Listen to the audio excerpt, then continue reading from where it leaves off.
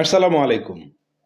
সাবেক মেয়র আতিক সহ ৬ জনকে কারাগারে পাঠানোর নির্দেশ দিয়েছে আদালত।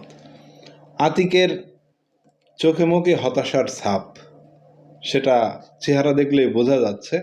আমরা প্রতিবেদনটা এখন দেখব। আজকের ভিডিওর ক্রেডিট হচ্ছে যমুনা টিভি।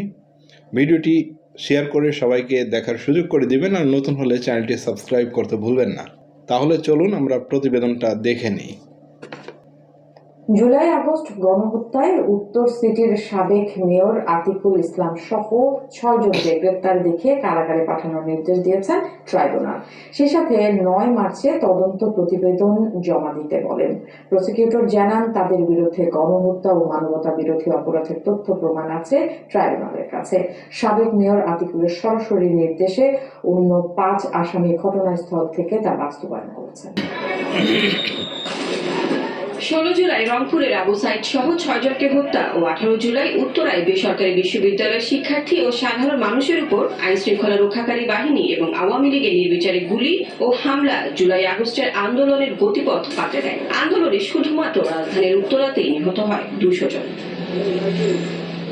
এই মামলার তদন্ত করতে গিয়ে সাক্ষীদের জবানবন্দিতে উঠে আসে সাবেক মেয়র আতিকুল ইসলামের নাম। এছাড়া সহিংসতার ভিডিও ফুটেজ বিশ্লেষণ করে সরাসরি জড়িত আরো ৫ আওয়ামী লীগ নেতাকে আসামি করা হয়।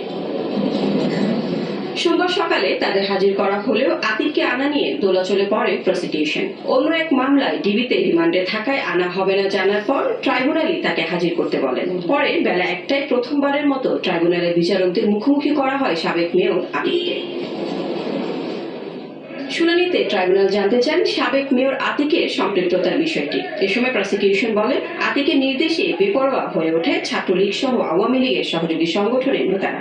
হেলমেট বাহিনী যারা এই ছাত্র যুবলীগ এই হত্যাকাণ্ডে সহায়তা করেছে, পুলিশকে বা সহযোগিতা দিয়েছে, তারা নেতৃত্ব দিয়েছে। এরা কেউ চিকিৎসায় বাধা দিয়েছে, কেউ হেলমেট বাহিনীকে অস্ত্র সরবরাহ করেছে এবং বিভিন্নভাবে এরা মানবতা বিরোধী অপরাধে কর্মকাণ্ডে সক্রিয়ভাবে অংশগ্রহণ করেছে, যার তথ্য প্রমাণ আমাদের ইনভেস্টিগেশন এজেন্সির কাছে আছে। কাঠগড়ায় পুরোটা সময় নিশ্চুপ ছিলেন আতিকুল। শুনানি শেষে মানবতা বিরোধী অপরাধের দায়ে গ্রেফতার দেখানো হয় তাদের। কি আছে এটা আমাদের যে দুজন প্রসিকিউটর মুখ করেছেন তারা সঠিকভাবে এবং সুন্দরভাবে উপস্থাপন করেছেন এবং ট্রাইব্যুনাল সন্তুষ্ট হয়ে তারপর সোনার আবেদনটা মঞ্জুর করেছে। প্রসিকিউশন বলছে, জুলাই আগস্টের ঘটনায় বিভিন্ন থানায় এই আসামিদের বিরুদ্ধে ১৬টির মতো মামলা হয়েছে। ৯ মার্চ তদন্ত প্রতিবেদন দাখিলের নির্দেশ দিয়েছেন ট্রাইব্যুনাল। ভিডিওটি দেখলেন, মেয়র আতিকুল ঢাকা শহরে কি প্রভাব ছিল তার। প্রভাবের ঠেলায় তার মেয়েকে ওই যে হিট চিফ অফিসারও বানিয়ে দিয়েছিল। আহা, কোথায় গেল সেসব ক্ষমতা? ক্ষমতা কখনো চিরস্থায়ী না, মানুষ বোঝে না। যাই হোক, ভিডিওটি শেষ করলাম। ভিডিওটি শেয়ার করে অন্যকে দেখার সুযোগ করে দিবেন। নতুন হলে চ্যানেলটি সাবস্ক্রাইব করতে ভুলবেন না। সবাই ভালো থাকবেন, সুস্থ থাকবেন। আসসালামু আলাইকুম।